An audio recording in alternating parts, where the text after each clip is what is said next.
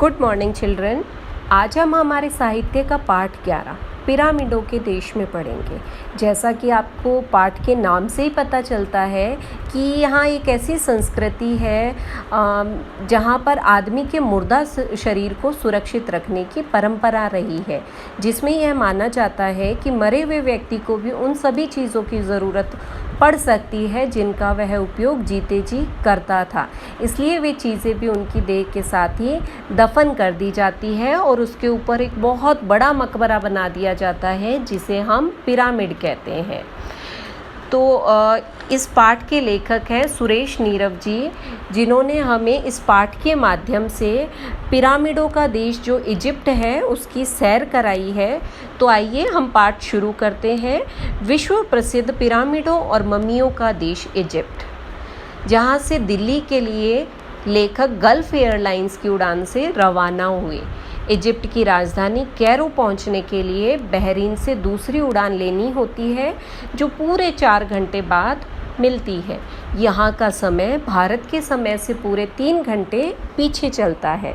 Bahrain के हवाई अड्डे पर उतरे तो वहाँ अधिकतर भारतीय चेहरे ही देखने को मिले। 2 घंटे बहरीन में गुजार कर हम लोग दूसरी उड़ान से इजिप्ट की राजधानी कैरो के लिए रवाना हुए। यहाँ का मौसम खुशगवार था और तापमान था 13 डिग्री। दिल्ली की ठिठुरती सर्दी से घबराए लोग जितने ऊनी कपड़े लेकर आए थे वे ज़रूरत से कुछ ज़्यादा हुए, क्योंकि वहाँ पर दिल्ली में बहुत ज़्यादा ठंड पड़ती थी तो लोग उस हिसाब से अगली जगह पर कपड़े लेकर गए, लेकिन वहाँ ज़रूरत नहीं थी क्योंकि वहाँ का टेम्परेचर 13 डिग्री था। वहाँ पहुँचने के बाद वो हेरोइजन नामक होटल में रुके और वहाँ उन्होंने नोटिस किया, वहाँ उन्होंने देखा कि इजिप्ट के जो लोग हैं वो मकान पर प्लास्टर नहीं कराते हैं।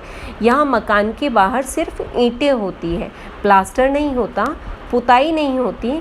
दिल्ली की तरह मेट्रो यहाँ भी चलती है। लाइट और सड़कों के मामले में इजिप्ट दिल्ली से आगे है।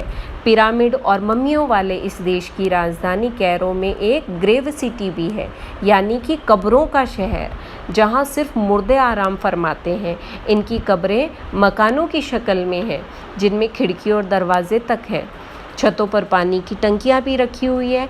इन कबरीले मकानों पर प्लास्टर ही नहीं पुताई भी की हुई है, यानी कि जो लोग जहाँ मकानों में रहते हैं वहाँ पुताई नहीं करवा रहे, वहाँ प्लास्टर नहीं करवा रहे, लेकिन मरे हुए लोगों की जो कब्रें हैं वहाँ प्लास्टर भी हो रहा है और वहाँ पर पुताई भी हो रही है। तो मुर्दों के रखरखाव का ऐसा जलवा किसी दूसरे देश को नसीब नहीं, यानी मुर्दों के शरीरों को रखते हैं तो इस तरह किसी भी देश में नहीं रखा जाता है। तो यहाँ का म्यूजियम भी जो है वो मम्मी प्रधान संग्रहालय है, यानी मरे हुए शरीरों पर एक लेप करके वहाँ रख दिया जाता है। हज़ारों साल से सुरक्षित रही मम्मियाँ दर्शकों को आश्चर्यचकित करती है। गीज़ा में कुछ पिरामिड है, मगर असली पिरामिड जो दुनिया के 7 आश्चर्यों में सम्मिलित है वे गीज़ा से 19 किलोमीटर दूर सकारा में बने हैं।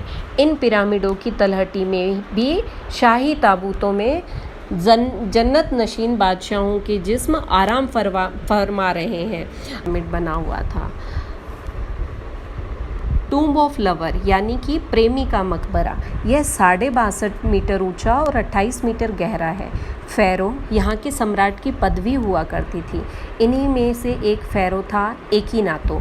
विश्व सुंदरी नेफरीतीती इसी फ़ैरो की पत्नी थी। ये जो चित्र आपको दिखाई दे रहा है ये नेफरीतीती का है। ये बहुत सुंदर स्त्री थी। तो इस सुंदर इजिप्ट भाषा में नेफरीतीती का अर्थ ही ये होता है कि सुंदर स्त्री आ रही है। सुराहीदार लंबी गर्दन वाली नेफरीतीती इजिप्ट की पहचान और शान है। तो गीज़ा से अलेक्जेंड्रिया जाते हुए बीच में एक इंडियन लेडी पैलेस भी बना हुआ है। कौन थी वह भारतीय महिला, इसका पता किसी को नहीं है, पर पूरी महल पूरी आन बान शान के साथ आज भी मौजूद है। इस शहर में जब चाहे बारिश हो जाती है, इसलिए यहाँ की सड़कें अक्सर पानी में डूबी रहती है। गीली तो हमेशा ही रहती है। यह शहर मछली की आकृति का है, इसलिए इसे राबूदा भी कहा जाता है। राबूदा का अर्थ होता है मछली नुमा शहर। इस शहर में ही बना है कैटेकोब मकबरा। दिलचस्प बात यह है कि इस मकबरे की खोज सन 1900 में एक बंदर ने की थी। होता क्या था कि वहाँ जो भी बंदर जाकर उछलता उसकी टांग ज़मीन में फंस जाती। लोगों को ताज्जुब होता। वहाँ खुदाई की गई तो इतना विशाल मकबरा ज़मीन के अंदर छिपा हुआ मिला। इस मकबरे में भी सैकड़ों ज़ारों का ज़ख़ीरा मिला था। ठीक है, यानी ढेर सारे मकबरे थे उसके अंदर।